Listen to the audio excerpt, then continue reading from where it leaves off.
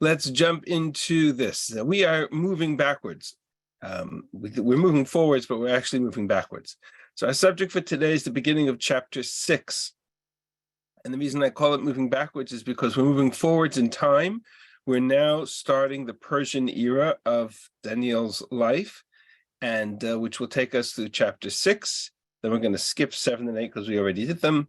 Back chapter 9, 10, 11, 12. The remaining chapters are all under the, all in the context of the Persian arena. We're going backwards, of course, because as I mentioned, we looked at in an earlier shir, the chapters are out of sequence chronologically. So we already studied 7 and 8, which is the very end of Belshazzar, the bridge between Babylon and the Babylonian era and the conquest of Persia against Babel.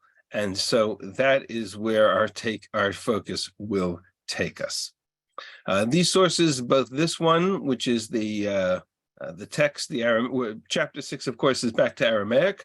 So we are back to this text, which you have in the source page link in the chat. And I will also be working off this source page, which you have in the chat link as well. So today we're going to read the parak and see how much of it we can make heads or tails out of, and let's move forward. Pasuk Aleph. I am continuing to read from the Hebrew rather than the Aramaic. V'Daryavesh Hamadi. Yibelet HaMalchut Kiven Shanim Shishim Ushtayim. Daryavesh or Darius Hamadi, the Mede. In this contradistinction to Daryavesh of Persia, who is a successor to Cyrus or Koresh, this Daryavesh in Tanakh is identified as a Mede king prior to Cyrus, who reigns for 1 year. Whether or not it fits historically with the context of Persian history is a debate of great length, and I'm not going to enter into it because it will derail our discussion, and this is where the world of the Beis Medrash and the kind of religious or orthodox perspective on Tanakh differs from that of the world of academia. And I'm going to leave this as it is. Daryavesh Hamadi, Kibel Tamachut, he's the one who succeeds Belshazzar, although he only reigns for 1 year, according to Chazal. And and he is 62 years of age. We'll talk about why that is significant when we do the chronology at a later stage. Tobaya lifnei Daryavesh v'hikim al hamalchut et ha'achashtarpanim 120 ashayu b'chol hamalchut. Pleased Daryavesh to set over the kingdom 120 satraps, 120 achashtarpanim, over the entire kingdom. Why 120? Because at this point in time, the kingdom of Mede, Paras, conquering Babel, consists of 120 different medinot, or different kingdoms, around which we need to have some kind of governing body that is comprised of the entire breadth of Malchut, Paras, and Madai. Eventually, that will grow. How far does it grow, and to how many? Anybody know? What do you think? 127. Correct. Because that's exactly where you get a sense of the continuity between where we are now and beginning of Megillat Esther, which is also set in the Persian arena, and there it's Sheva V'Esrim U'Mea Medina. Of course, it's written in Hebrew. It's 127 provinces and 127 different kingdoms, all within that umbrella of Malchut, Paras, and Madai. Here we have 120. So you got a sense, a little bit of the continuity. This is just the beginning, but the establishment of this great kingdom. There are some who suggest this as a kind of a quasi-source for the notion of 120 as a number for the Anshe Knesset HaGedolah, the men of the Great Assembly. I do not believe that is accurate. I think there's a different source for the 120 members of the Anshe Knesset HaGedolah, which has much more to do with the books of Ezra and Nehemiah than this, but nonetheless, it's just an interesting observation. All right, so we have 120 achashtarpanim who are in control of all of the different kingdoms or countries within the kingdom of Madayu Paras. Ulamala mehem, on top of these 120, we have another group of 3. Sarachin Tlata, some kind of sar or some kind of group that was on top of the Achashtarpanim. Here it's translated as Vizirim. Not quite sure what the translations are, but nonetheless, you have 120 Achashtarpanim, and over them 3 chief advisors, 3 chief governors or satraps. Asher Daniel Achad Mehem, and our Daniel is one of those 3. He's reached a very significant pinnacle in the Persian arena, to the point where he's been appointed to one of these top 3 in the inner council of the king. These satraps would give accountability or report to these 3, and that would protect the king.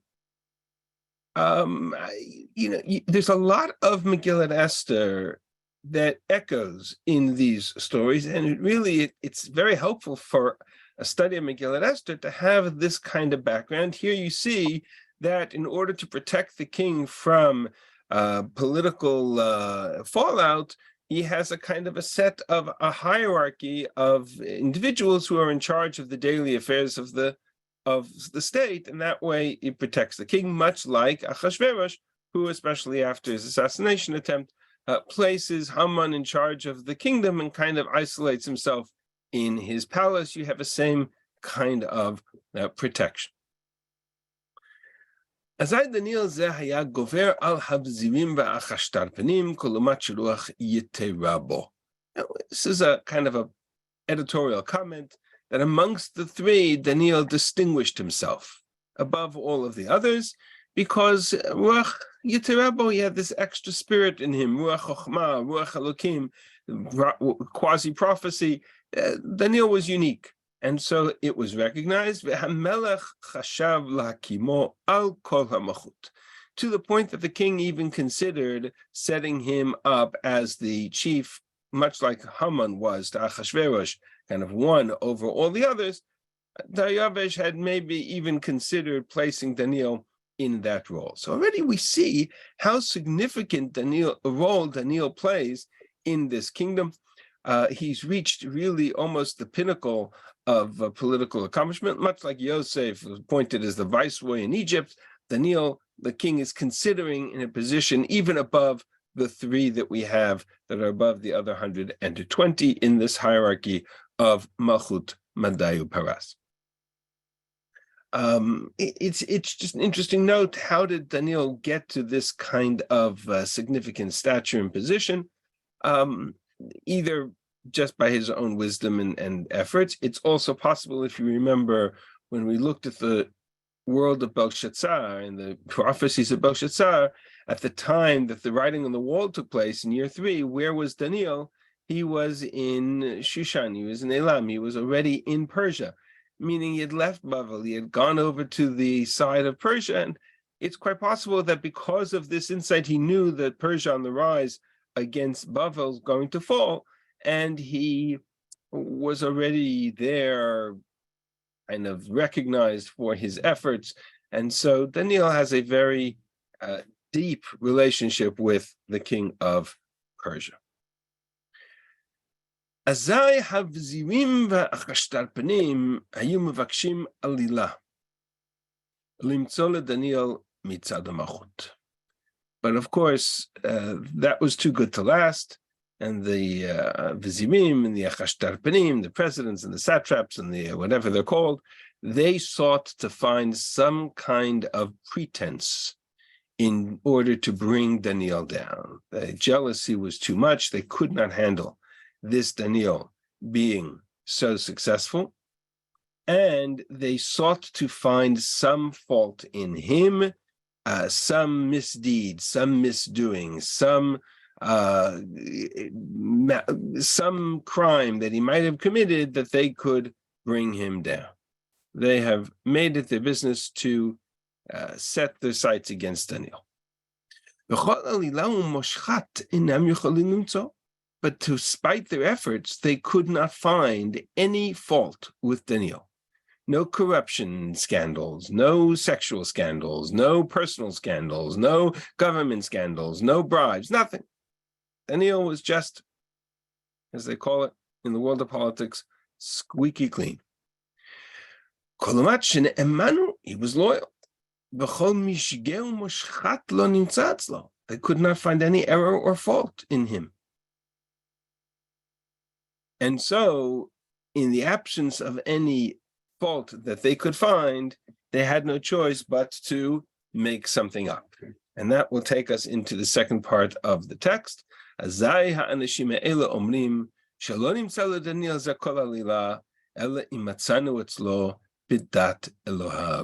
We're going to have no choice. We're going to have to find some kind of fault against him. If they can't find it in terms of corruption in his operations, then at least let's find it in the context of his religion, in his loyalty to his God. And that sets up the stage for the next part of the parak. So I just want to take a step back for 1 second and recognize the fact that this context here introduces us to a very new kind of, actually, I'm going to stop sharing for a second so I can see you all. This conversation takes us into a very different kind of hatred towards Daniel as an individual, and broader speaking, the Jews as a people. And it sets Persia apart from precedents, from nations that came before it and those who will come after it. In other words, if we look at the arc of Tanakh, it's a fascinating observation. And this is written up in Rav Medan's Sefer on Daniel as well. Fascinating observation about the nature of the various empires and the relationship with Israel, even those who were our enemies. So, for example, let's take Babel as a case example, because Babel was our primary kind of nemesis, if you will, for the last number of years. Babel's conflict with Israel was very clearly one that was both national and political, meaning it was a territorial conquest. They were conquering the world, and various kings, empires were in conflict with each other, and kings of Israel sided one way or the other. Tzidkiyahu sided with Paro, etc. There was a conflict of who was loyal to whom, and so their issue wasn't necessarily animosity towards the Jew per Jew, but rather towards the Jewish the nation of Israel or the nation of Judah, because they were a political entity that was, quote unquote, in their way of their political aspirations. The flip side of the coin is Greece, Yavan, which will come much later, post-Tanakh, but Daniel references it in many of his chapters. And the conflict with Greece, as we already saw in the previous discussion of the nevuah of regarding Antiochus, was very much one of a religious nature, meaning Antiochus set himself up as a decrees specifically targeting the religious nature of Judaism because it was a matter of a cultural assimilation into Greece or not, right? That was the main focus of Daniel's attitude towards understanding of Greece, was that this king that would arise would go to war with the heavens. Persia is very different. The enemies of Persia, the enemies of the Jewish people that come from Persia in Tanakh, whether they be the satraps here in the context of Daniel, or they be Haman in the context of Achashverosh, their attitude, their hatred, their animosity, and their malevolence is specifically targeted at the fact that this particular individual or group of individuals are Jews. It's the first real instance of what we today identify as classic anti-Semitism that you have in the context of Tanakh. Tanakh is not an arena in which anti-Semitism usually is a factor, because all of the conflicts are political and or religious in nature. But anti-Semitism in terms of hatred of the Jew per Jew And just for that reason, that's really unique to the stamp of Persia. You have it in Haman, and now you have it in the precursor to Haman, which of course are the satraps who set themselves up against Daniel. So let's go back to this story. Of course, you can ask the question why that is the case. I suspect to a large degree, Israel at this point in time doesn't really pose any kind of political threat. They've been in exile for a long time. They're certainly not a religious threat in any way, but I think that you sort of have this sense that they are they're just there, and Persia is becoming, in this regard, less tolerant of them, and so you have this conflict set up. Okay, let's go back to Pasuk Zayin. So these presidents and satraps, they came, and prefects, whatever they are, they came to the king, and they offered the following. King Darius, live forever. Classic greeting to the king. All of the presidents of the kingdom have gathered together and have come to a conclusion. All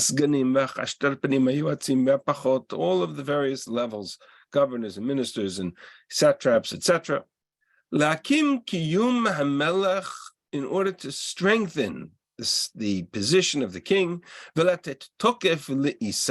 to give stability and credence to his position. Shekol asher yivakesh bakasha mikol Eloah ve'adam, that anybody who seeks petition, who has a request of any man or deity, yivakesh bakasha mikol Eloah ve'adam ad yamim shloshim, for 30 days, chutz mimecha hamelach, if it not be directly of you, our king, Yoshlach legov arayot, shall be thrown into the den of lions. Meaning, the context here is a decree. And this decree, which we'll see how strong it will become, was designed that anybody who makes any request, petition, of any man or deity that is not King Darius of Medo and Persia, shall be immediately cast into the lion's den. Now, there's two implications. We'll see what the king agrees to, but there's two implications of this decree, or two questions we'll need to ask. One is, why is this the decree specifically? And we'll see it play out with Daniel in a moment, because what is included in this decree is a ban on prayer. Because what is prayer if not a supplication from a deity or god other than Darius? And so that's the piece that they're going to use to trap Daniel. But the bigger question that we need to address, and as we read through the parak, we'll look at it in more detail, is the logic of it. What's the logic from Darius's perspective? What's the logic of such a decree? And that's the question the Mefarshim struggle with. That the king established this edict, and sign it, and let it not be changed. In accordance with the laws of Mede and Persia, which cannot be altered. Sound familiar? Right? It's exactly the language of Megillat Esther takes on a whole new life when you see it in the context of the other contemporary books of Persia and Babylon as well. But in this case, data shenichtav b'shem hamelech v'nechtam b'tabat hamelech en lishanot, en lahavir, you can't remove, you can't cancel the decree of the king. That's exactly what they are saying here. Once it's established as a law, it cannot be removed, it cannot be canceled, it cannot be altered. And that was also part of the way of entrapping Daniel. There's a practicality to that law in a kingdom or an empire that spreads 127 provinces or 120 kingdoms, because it's impractical, if you will, to make a decree and then rescind it. Right? It doesn't quite happen as simply as the mode of communication of the modern world. But there's also an ideology here that this is a kingdom in which the rule of law is paramount. Once something is set into law, kedat madayu paras, that rule of law is greater and stronger even than the authority of the king. The king can pass that law, but the king can't override that law. A fascinating cultural reference. And so the king Dayavish signed this law into being without, I think, realizing the consequences. Daniel, the moment Daniel heard that this decree was signed, nichnas levito, goes to his house, with open windows in his attic, Neged Yerushalayim, direction of Jerusalem. Uzmanim shlosha bayom ukorea al birkav, 3 times a day he knelt on his knees, umitpalel umodel lifnei Elokav, and to pray and give thanks before God, kolumat she'osem lifnei zeh, exactly as he had done before this. In other words, in short, Daniel could care less, right? Or couldn't care less. Daniel continues to go into his attic and daven 3 times a day, praise to God, praise towards Yerushalayim, exactly as he had done, as predicted by the advisors who set this in motion specifically for the purpose of catching Daniel in action.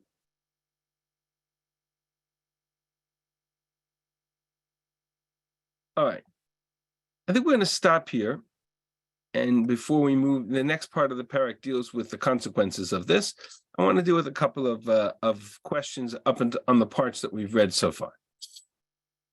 If I jump to the source page now for a moment, the Mefarshim just deal with the questions that we just asked. The first question, the Malbim, Barbanel, they all essentially ask the same question. I apologize that some of these sources will have English later down below, but the Rishonim or the Mefarshim that I pulled, the Malbim and the Barbanel in particular, unfortunately I could not find a translation for, so I will read and translate as we go. But the logic of the decree, no prayer, no supplication, no request of any king or of any source, man or God, other than to the king. It's sort of an odd decree. And of course, from the perspective of the Achashtar Panim, it was designed to trap Daniel. The question, but separate from that, there's got to be some logic to it, because the king so readily agrees. Dayavish, who does not strike us as a fool, he's not an Achashverosh who's depicted in Megillat Esther as a fool. He's a conqueror, he's a warrior, he's a king, he's a major power. Why does he kind of buy into this? What's the logic of this decree? And so the Mefarshim struggle with that question. The Malbim, who always follows sort of a pattern like the Abarbanel, starts with a series of questions and then he answers them. He says, how could the king have accepted such folly? That make a decree that nobody should daven, nobody should pray to his God? Is he instead of God? Doesn't the king himself pray to God? Well, I can't ask if I need sugar to make a cake. I can't go ask my neighbor for it. I got to go run to the king for every request. That's absurd. How are they going to enforce it? Is there anything more foolish than this? So his theory is the following, and again, working off the assumption that this decree is only for 30 days in length, right? That's exactly what they said, that this is for Shloshim Yom. Right? That's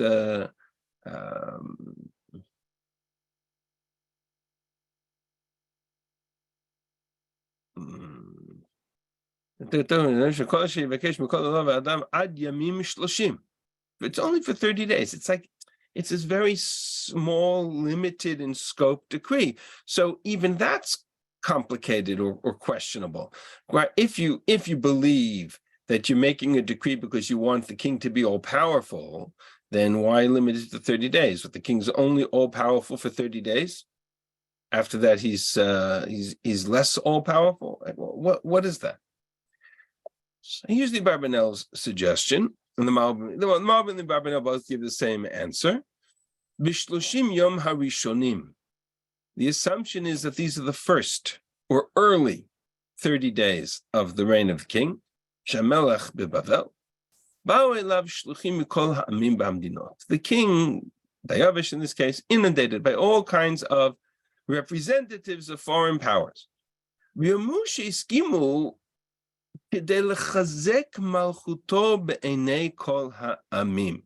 order to strengthen his position in the eyes of the nations,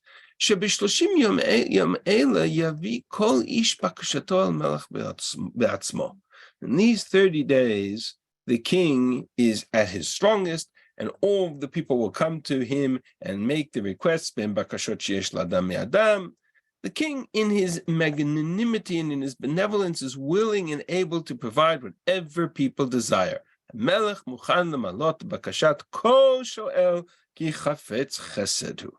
As a show of kindness, as a show of magnanimity, the king is willing and able to Yador Chava, his hands are wide and open, the Malot Bakashat, to fulfill every request.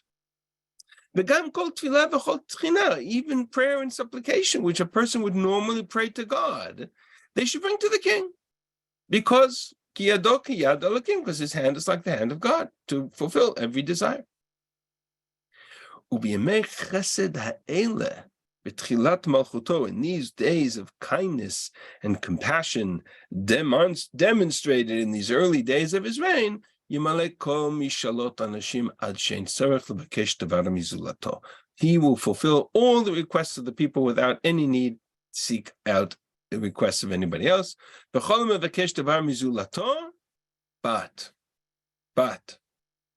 anybody who seeks such requests of any other source, he's almost committing treason, because he's denying the benefit and the value and the contributions of the king and his chesed. That can be very dangerous. Such a person should be thrown into the lion's pit or the lion's den and put to death. In other words, says the Malbim, the basic foundation of the decree, the logic, is that the king is all-powerful. The king is at his strongest when he first conquers the arena, he first conquers Bavel, enters Bavel, demonstrates his power in his first 30 days by decreeing that anybody who has any kind of need, the king will be willing to grant that need to on any level. All one needs to do is ask, but only ask of the king. So says the Malbim, and that's the logic. And that's the interpretation of the Barbanel as well. And has the advantage of kind of helping us understand why it's limited to 30 days and why the king kind of sees it in an instant light as part of a kind of a political move rather than as a direct move against Daniel. I would just make maybe one tweak in this suggestion, which is, whereas the Malbim's thought is that it's because because it is the first 30 days, Dayavish is strongest and therefore most capable of providing this kind of assistance and demonstrating his kindness. The other way to look at it is that in his first 30 days, the king is actually not strongest, but weakest. In other words, when a new regime, new conquest, new kingdom, conquers a region, you always run the risk of rebellion, of those who don't accept the new regime, those who don't accept the kingdom, etc. So in those first 30 days is the most precarious. And the question is who's loyal to the king and who's going to accept his authority and who's going to accept the new power and who's going to accept that they're no longer subjects of Babel. Now they're subjects of Persia. And maybe from that perspective, the same 30-day period would have been not a show of kindness and benevolence of the king, but rather a show of strength. You have a request, you have a desire, you want to show your loyalty, you show your loyalty to the king and to no one else, because there's a new king in town. It's not Belshazzar, it's not Bavel, it's now Dayavish, it's now Persia Mede. And that's the other way of looking at the question of Dayavish. Again, Dayavish Hamadi, we're 1 year before Koresh.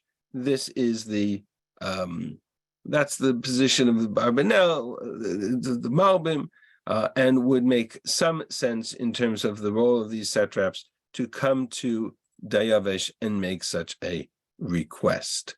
The other question is why specifically prayer?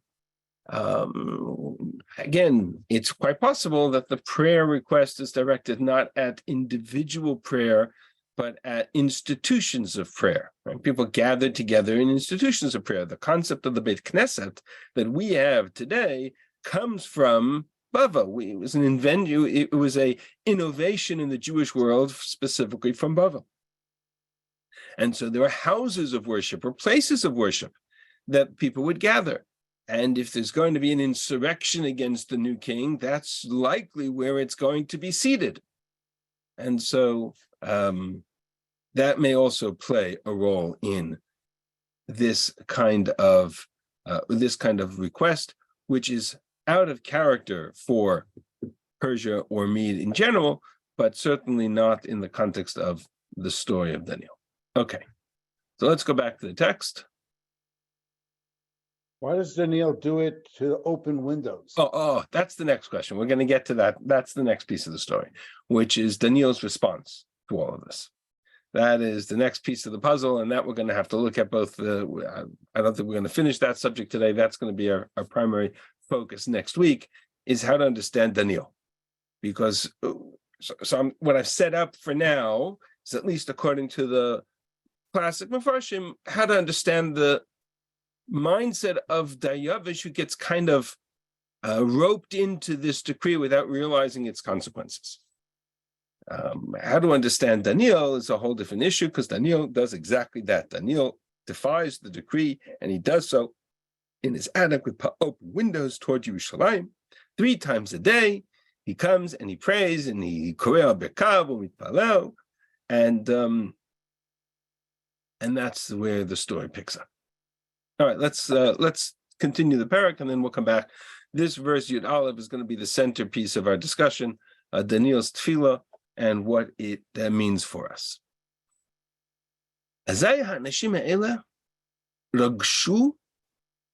Then these people came. They made a noise. They were tumultuous. Umatzu et Daniel. They found Daniel. What did they find Daniel doing? Kneeling on his knees, praying towards Yerushalayim. Mevakesh u'mitchanen lifnei Elokav. Seeking petition from his God. So they came to the king and they spoke about the king's edict. Did you, king, not sign a decree? Any person who seeks any kind of request from God or man, or deity or man, for 30 days, other than to you, did you not sign such a decree? I did, in fact. Such a decree is not to be altered. So they said, Daniel, this Daniel. Now look how they describe Daniel.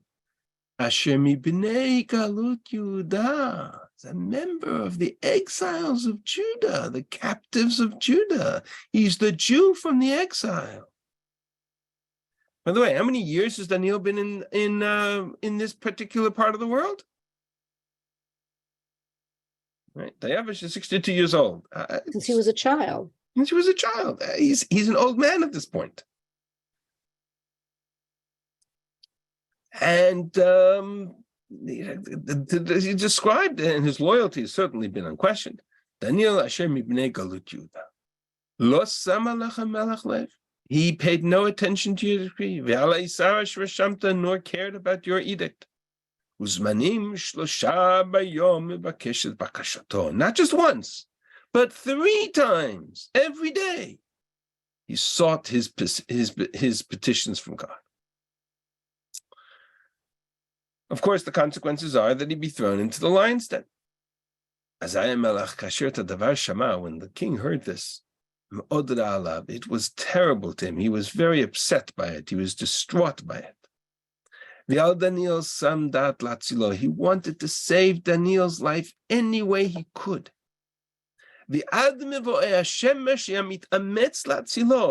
you can imagine the story. He can just calls over his advisors. He calls over his judicial advisors. He says, "Okay, where's the loophole? What can we do to save this Daniel? Is there a loophole? Is there a context? Is there some sort of provision? Is there a notwithstanding clause? Something that we can use to save this man's life?"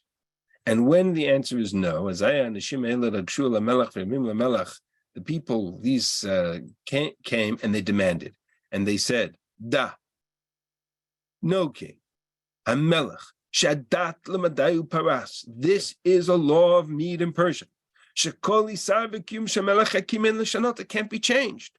And suddenly he runs afoul of his own government because he's trying to create an exception to a rule he set in place, and realizes that that is not doable. Azaya melech tziva v'viu et Daniel v'hishlichu legov arayot. So they brought Daniel and they threw him into the lion's den. But before they did, Oner melech v'melech Daniel, the king offers a prayer to Daniel, and he says to Daniel, "Elohecha asher ata oved oto tamid hu yatzilecha." May the God whom you serve save you. Uva even achat v'usmal piagov. So the big stone is brought and placed at the mouth of the den. Tama hamelech b'tabato, and locked or sealed with the king's ring, b'tabat sarav. Shelo yishaneh davar b'Daniel. Nothing be changed concerning Daniel. They didn't trust that the king wouldn't try to save his life. Azaya melech lehechalo, halach melech lehechalo. The king went back to his palace, v'lan b'tzom, and he went to sleep fasting. V'samim lo achnis lefanav. He didn't place any of the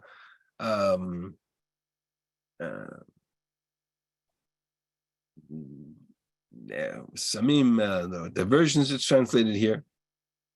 Lo achnis lefanav ushnato nadida alav. And his slumber escaped him. He couldn't sleep at night. By the way, he's not the only Persian king in Tanakh that has trouble sleeping at night. Right? The parallel is really striking. The only difference is that Achashverosh couldn't sleep after he feasted, and Dayavish couldn't sleep after he fasted. So just an interesting contrast observation. King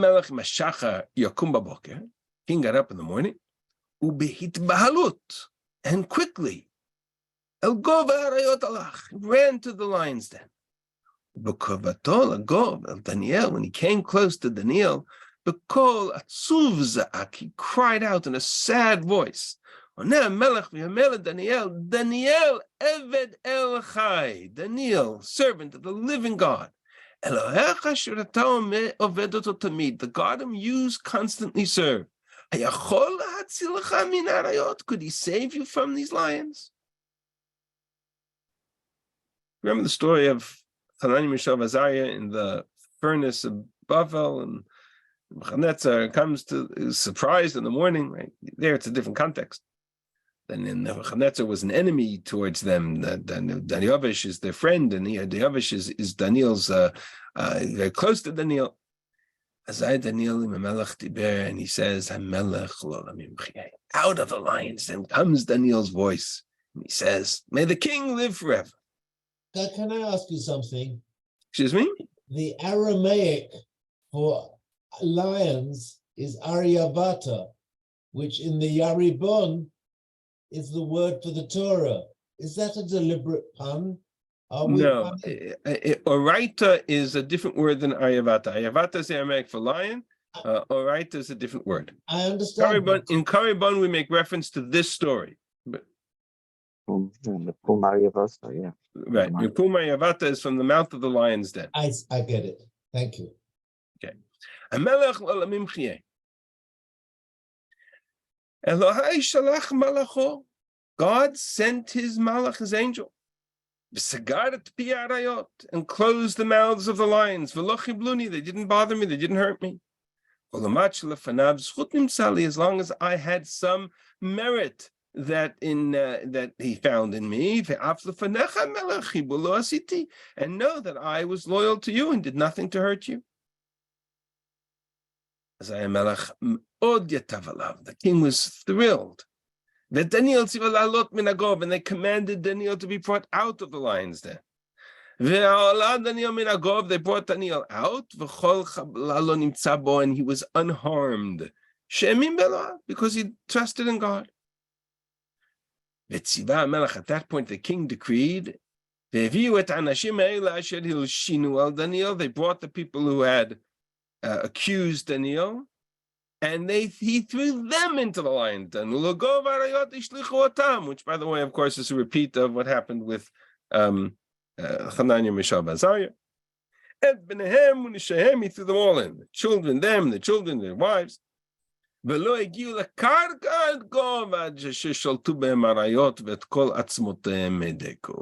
they didn't reach the ground before the lions pounced, and they had their dinner, which had been denied them the night before. At that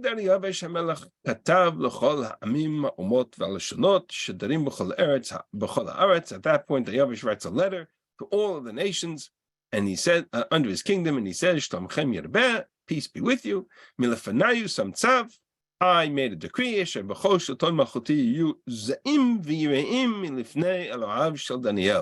in all of my kingdom, people should tremble and fear before the God of Daniel. Which is his kingdom is his God is a living God, and his kingdom shall not be destroyed. He has dominion until eternity. He delivers and rescues. He does signs and wonders in the heavens and on the earth. Who saved Daniel from the hands of the lions. Daniel zeh hitzliach b'malchut Dariavish u'v'malchut Koresh HaParsi. So this Daniel prospered in the reign of Dariavish and in the reign of his successor Koresh the Persian, whose story we have yet to read. That's the story. Now, there are some obvious points here, and there are some less obvious points here. I think the obvious points here are the parallels to Megillat Esther and the story of Achashverosh, who is also of Persian, sort of same time period, if you will, although Begadol, there's differences between the different kings. But the other parallel, of course, is to the earlier stories of Nebuchadnezzar and Hananiah, Mishael, Azariah, and the effort of this moment of kind of a miraculous victory and moment when the decree of the king is thwarted by a nace that God performs, to kind of win over not only the loyalty to Daniel and to his wisdom, but also a loyalty to the God of Daniel. And the same way Nebuchadnezzar writes a letter to his kingdom after Hananiah, Mishael, Azariah's story, and after to expound the virtues of the God of Israel, the God of Hananiah, Mishael, Azariah. You have a similar letter here written after the story of the lions with Dariavish.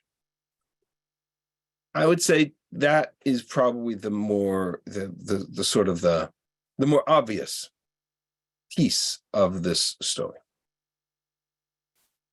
What's less obvious, I'm going to stop sharing for a second. What's less obvious, of course, is the role of Daniel in all of this. For example, we have a principle of ein sumchim al hanes. We don't rely on miracles. If Dayavish had made himself a public decree that anybody who is caught engaging in any kind of prayer activity or supplication activity or making efforts to establish a source of provisions other than the king, which is essentially what the decree is about, right? It's not about borrowing sugar from a neighbor. It's about who is providing for the kingdom, who is the source of provisions for the kingdom. Is it Dayavish, or is it the gods, or is it the local governments who were there before? It's about loyalty. So from that perspective, Daniel is in a very precarious moment. It's almost analogous to Haman and Mordechai. Haman's decree, Achashverosh's decree that everybody should bow down to Haman, established Haman as a kind of an authority figure in the palace. And Mordechai is kind of standing there on the side and saying, you know what, I'm not going to bow down to Haman. But in that moment, he endangers his own life and he endangers the life of the rest of the Jewish people. Because Haman sets his sights on the eradication of the Jewish people, Asher Higidlem, Asher Yehudi, because he's told that Mordechai is a Jew. And he's referred to as Mordechai Yehudi. Well, Daniel is also identified as Daniel Asher Mibnei Galut Yudah, who's from the exiles of Judah. So Daniel is also so publicly identified as Daniel Yehudi. And what was he expecting to happen? In defiance of the decree of the king, goes up to his attic, and open windows, and engages in prayer 3 times a day? Does he not risk his life in such an action? He's going to rely on the miracles of being saved by the lion's den, by Nace, in such a regard? Does he not endanger the status of the Jewish people in the Persian kingdom by doing so? Is this not a precursor to the Mordechai-Haman conflict that is, and Chazal is split over whether or not Mordechai was right or wrong in his defiance of Haman? So Gemara and Megillah, Chazal is split over that question. Because it's not at all clear that Mordechai's behavior at that point was motivated correctly. And even if you tell me that Haman was some sort of a deity and it was idolatrous and you're not allowed to bow down to a deity, okay, so there are ways to avoid the circumstance. I'm not even sure that that's so, we can argue whether or not that's part of the story. But even if it was, there are ways to avoid the conflict. So when Haman goes marching by, you go grab yourself a cup of coffee.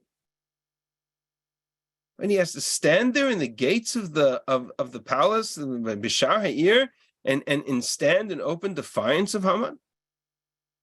And Daniel is exactly the same question. In open defiance of the decree, he has to stand there with open windows and publicly praying 3 times a day to Yerushalayim. And of all the kinds of prayers, that's kind of the most dangerous to in an atmosphere where they're trying to establish the sovereignty of this new king and the power of this new king and the authority of this new king. And who are you? What are you doing? You're publicly praying towards to the day that you can return to Yerushalayim. Dangerous to do so with open windows. Dangerous. And so the question the Mefarshim struggle with, and that's sort of the segue to part 2 of this discussion, the same question that we had about what's the logic of the decree. In the first place, the same Mefarshim, Malbim, Rabbanel, etc., raised the question, how could Daniel have so defied this decree?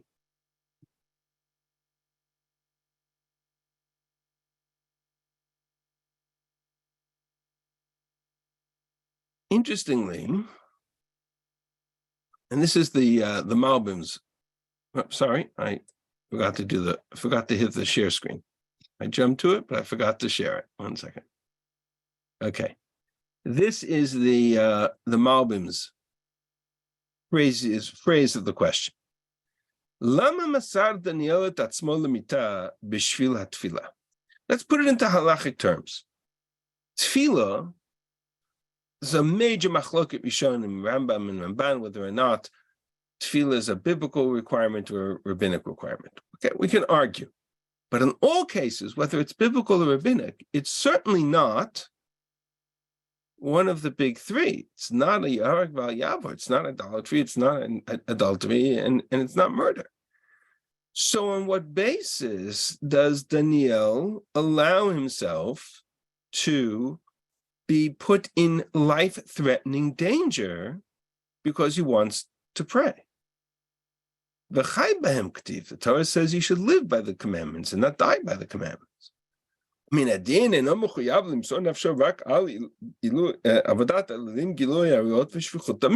the three cardinal sins for which a person has to be willing to give up his life, and this is not one of them. Not only that, listen, if you really want to pray, do it in such a way that nobody knows, nobody can tell. Do it silently, do it quietly, do it in secret. In the worst circumstances of history, we managed to find ways to pray in secret. Daniel can't find a way to pray in secret. He has to open the windows of his attic, and he has to do so in public defiance of the whole world. At the end of the day, he understands our hearts, he understands our prayers, he understands what we think. So pray in your mind. You're talking about a period of 30 days with a public decree against tefillah. So live with it for 30 days. Save your life. That's the question. And it's a compelling question. I want to make it very clear. It's a very compelling question. And the answers that are offered are intense. And we're going to look at those at that perspective. I just want to make one additional observation before we jump into them, and that is that this pasuk about prayer, Daniel, this is the Aramaic, when he knew that the decree was signed, he went to his house, opened his windows, or they had open windows, in his upper chamber, in his attic, neged Yerushalayim, in direction of Yerushalayim, bezimnin tlata beyuma, and 3 times every day, barech al birkohi, he would kneel and on his knees and mitzale umode, and pray and give thanks before God, kadam Eloha, kol kabil dehave avid min kadmatana, as he had done in days before. I read the Hebrew, this is the Aramaic. Why do I read the Aramaic now? Because I want you to see the Gemara in Brachos. Gemara in Brachos uses this pasuk of Daniel as the source for many of our customs of prayer. We are totally dependent upon this moment in Daniel's life. Says Rabbi Chia, a person should always pray, if at all possible, a person should pray in a place where there are windows. A shul should have windows. As it says by Daniel, that he had open windows. You might think that a person can pray all day long, every day, that prayer is just a constant state of conversation. You know, I kind of always reminds me of the kind of moments of Tevye, the milkman kind of walking through, talking to God in his, various moments of the day. Says the Gemara, Daniel already established a precedent 3 times a day. Maybe that was something which he started only when he came to the exile. So it says, this was something he had always done 3 times a day. And here's the clincher. Maybe you should be able to dive in whatever direction you want. Why is direction important? No, Talmud Lama, Neged Yerushalayim, direction of Yerushalayim. We pray in the direction of Yerushalayim. Why? Because Daniel set the precedent to pray towards Yerushalayim. We pray 3 times a day. Why? Because Daniel set a precedent for praying 3 times a day. Every time we get up to daven, Shachos, Mincha, and Ma'ariv, both in place and in direction and in time, we owe a great deal to that moment of Daniel's tefillah. Fundamental halachas of tefillah are learned from this moment. And yet the Malbim says it was a moment born in defiance that seems so unnecessary. Because that was a time when you weren't allowed to pray and public prayer was banned. Okay, so public prayer is banned. So what is burning Daniel at this moment that you need to go into public defiance mode against the king you owe so much to? Daniel, you were put in place, you were put into a leadership role by Dayavish. You owe Dayavish. He's a partner with you. He supports you. You out of deference to Dayavish, you can't take a moment's pause and be respectful of the law of the kingdom.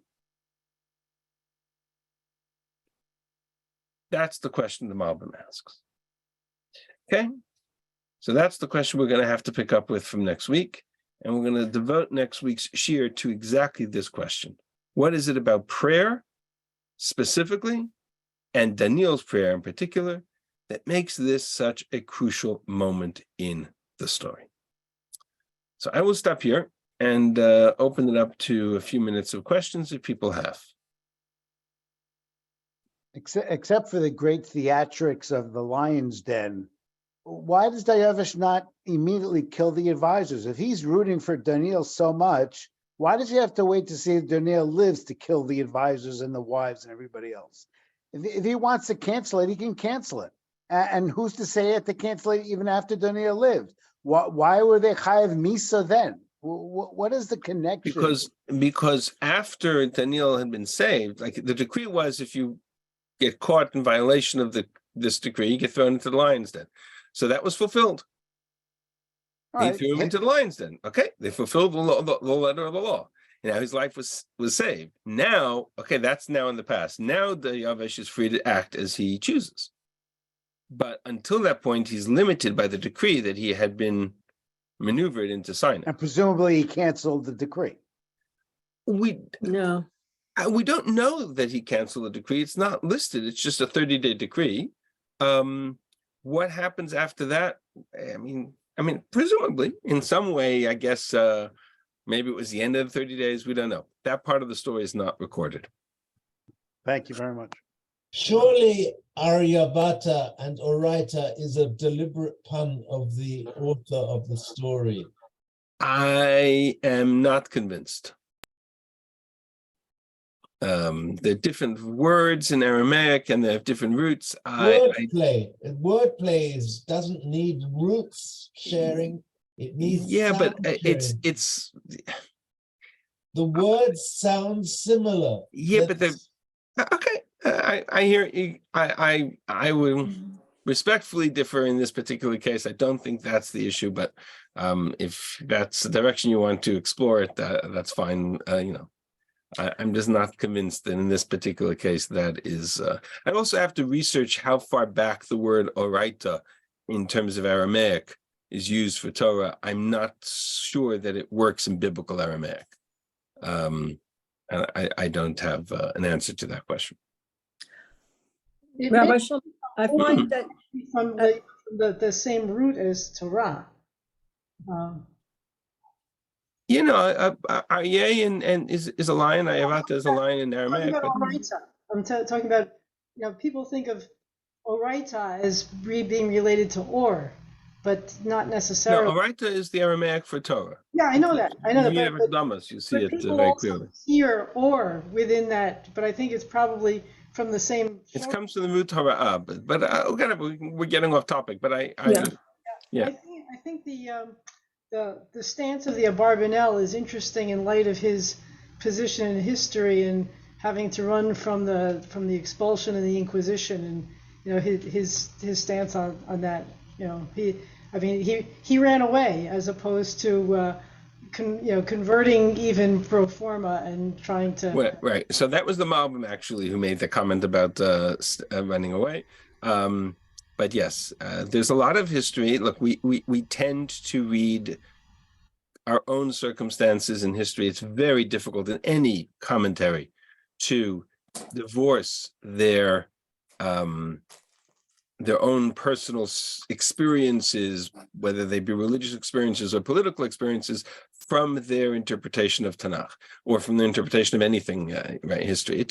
It's hard to be in that regard anything really objective. It's like in the Chaim Leibowitz used to always say, translation is by definition a commentary. You can't translate without commentary. And commentary is born of our own experiences. You can't divorce a person's personal experiences from their commentary at all. So it's and the effort to do so, I think, is somewhat futile. We're going to interpret this text, and we're going to infuse the interpretation with our own personal experiences and commentary, because that's who we are. That's what makes learning so alive. And so I'm not overly bothered by the or concerned about the fact that one commentary is born out of the particular political circumstances from where they were coming. Maybe, but that doesn't make it any less an effort to understand the text. And what we are therefore left with is, okay, this is their interpretation. Do we accept it? Do we buy it? Do we think that's pshat, or do we want to offer an alternative?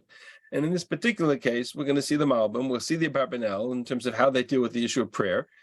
We'll judge that essentially as objectively as we can, and then we'll possibly offer a third approach in terms of, as we did with the issue of the calculations, to try to understand what Daniel is trying to achieve. Rabbi Shulman, I find very, very obvious parallels between Daniel's behavior and some people's behavior during the beginning of COVID.